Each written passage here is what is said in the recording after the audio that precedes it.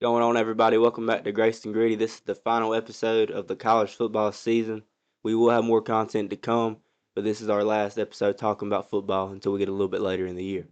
I'm joined by absolutely nobody. Everybody has left me. They are not true blue fans.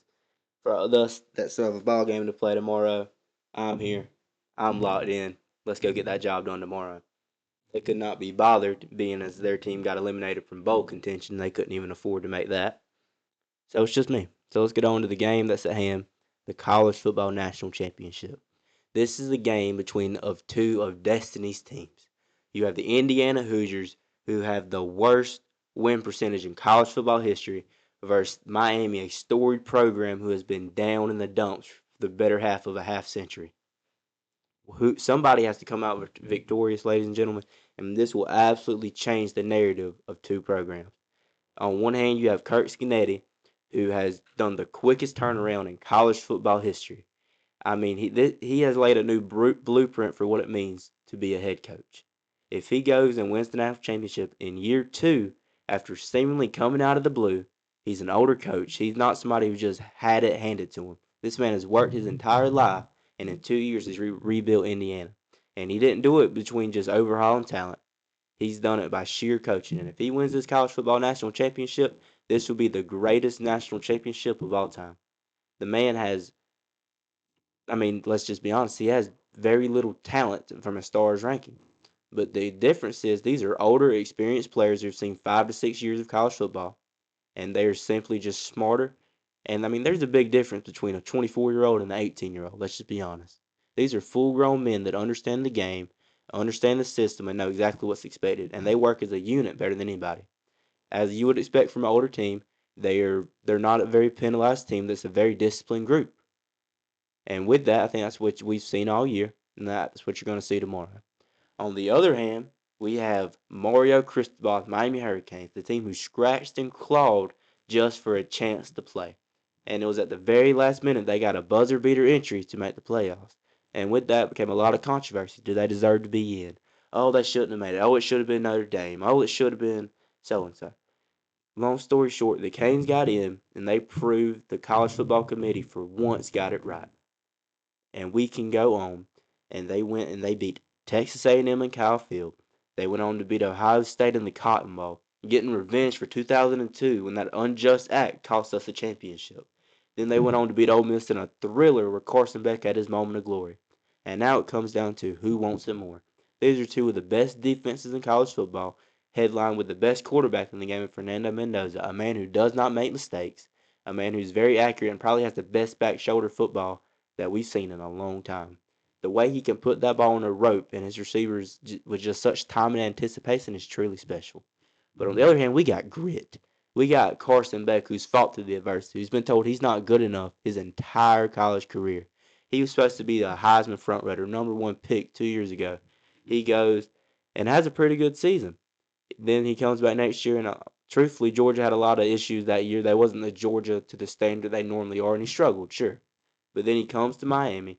He has a redemption season, a couple hiccups along the way, probably played the worst game of his life against SMU. And since then, he has rallied, he has fought, and he's got back to where he needs to be. Now, with that, Mario Cristobal has the perfect system around him. It is a pro-style offense. Run the ball, run the ball. It's similar to what the Packers do. Chunk little yards, 3rd and 3, 3rd and 4, 3rd and 2, and it leaves your whole offense at clear disposal. So, with this national championship game, my prediction, I expect Miami to win, but I also expect the under to hit. In order for Miami to win, we have to control the time of possession, and we have to keep Indiana's offense off the field. You do not want to get into a shootout with Indiana. They will eat you alive. With that, we need Ruben Bain to be active. We need Mesidor to be active. And in the defensive front, we need Moton to be healthy. But if he's not, Justin Scott needs to be ready to go. But mainly it's our secondary. It's no secret that our secondary is banged up. Namari Brown has not played the whole playoffs. O.J. Frederick got hurt against Ole Miss. Then you have Xavier Lucas, who got the questionable targeting call. I think it was a football play against Ohio State. Or no, it was against Ole Miss. That leaves him out for the first half of this national championship.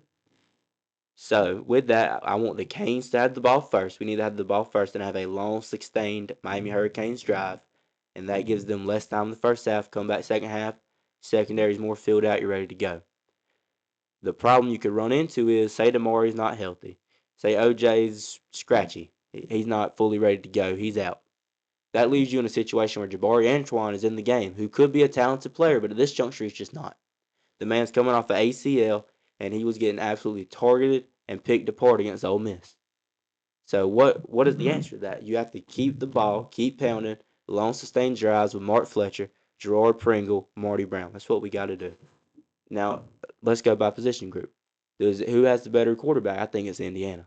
I think quarterback plays better. I think he's the best quarterback in the country. He's a future #1 pick, and he's going to go on to win some Super Bowls. But at the running back position, I think it's purely debatable. Indiana's running back group is by committee. But I think that Mark Fletcher is better than both. I think that with more carries, Brown would have better stats, but a lot of his drives are meaningful. Let's go back to the Ohio State game. The man didn't play all game. Comes in, wheel route, first down. Comes in, chunk, chunk, chunk, touchdown. He has very timely plays that will be big in this game if we want to win.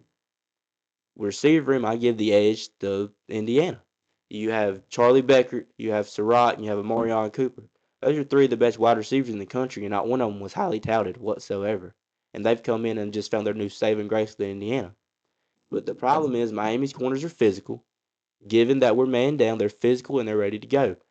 You have Jacoby Thomas, who should have been the Thorpe Award winner, and he let it known on that pick six against O State that was his award. I think we have the best D line in the country, and I think our O line is going to play a big factor in this game. The way we want to play is we're going to run it down your throat, and then the fourth quarter we're leaning on you because you're tired, and I think that Indiana lacks the depth. They're down 3 defensive linemen. They're down 3 defensive backs. That is a banged up room. Now, given it is not star power that's missing, outside of Daly, who's the defensive tackle, that is depth pieces that you have to have. And in a year 2 rebuild, you can only be so deep. And I feel if we can get physical and start wearing them down, they simply lack the depth to keep up with us. So with that, I mean, you have 2 Titans that are just going to be fighting. It's going to be a game won in the trenches, and somebody's got to come out victorious.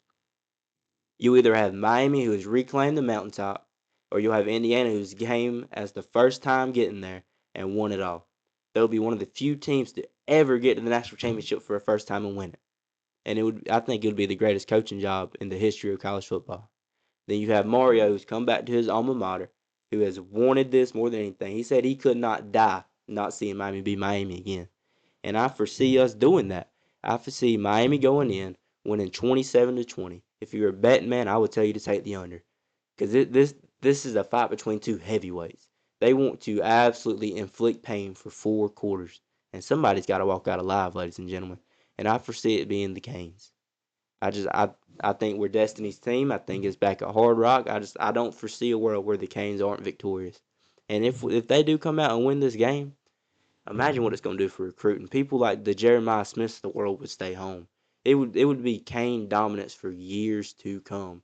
Because Cristobal was recruiting, we was going 5-5.